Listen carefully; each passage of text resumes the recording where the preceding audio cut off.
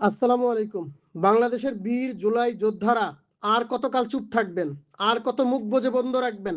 আজকে হাদি ভাই মারা গেছে, আরেকটা মেয়ে মারা গেছে, তার 2 দিন আগে 2জন জুলাই যোদ্ধা মারা গেছে। এরকম ভাবে একে একে জুলাইকে ছিন্ন বিচ্ছিন্ন করে দিচ্ছে।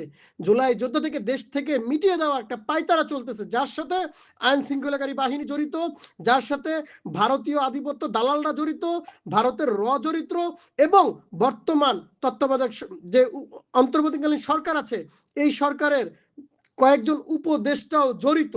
না হলে কিভাবে একটা দেশের বীর সন্তানকে দিনে দুপুরে গুলি করে মেরে ফেলে, দেশের একজন বীর নারীকে কিভাবে তারা হত্যা করে, এই বিষয়গুলো আর মেনে নেওয়ার মতো না।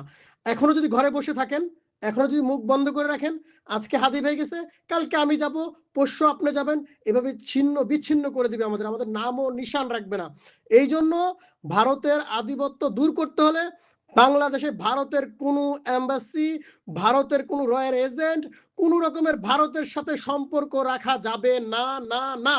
এটার জন্য আপনারা যে যেখানে আছেন, ইনকিলাব মঞ্চের সাথে যোগাযোগ রেখে আমরা, ইনকিলাব মঞ্চ যে ডিসিশনটা নিবে, আমরা জুলাই যোদ্ধা সংসদের পক্ষ থেকে ঘোষণা দিচ্ছি, অনির্দিষ্টকালের জন্য ইনকিলাব মঞ্চের সাথে তাদের প্রত্যেকটা রাজপথের আন্দোলনের সাথে আমরা লড়াই করে যাব। যদি জীবন দিয়েও হাদি ভাইয়ের খুনিদের বিচার করতে হয়, আমরা প্রস্তুত আছি ইনশাআল্লাহ। এই জন্য যে যেখানে আছেন, খাবার দাবার খান আর খাবার দাবার না খান, মাথার মধ্যে কাফনের কাপড় পরে রাজপথে চলে আসেন।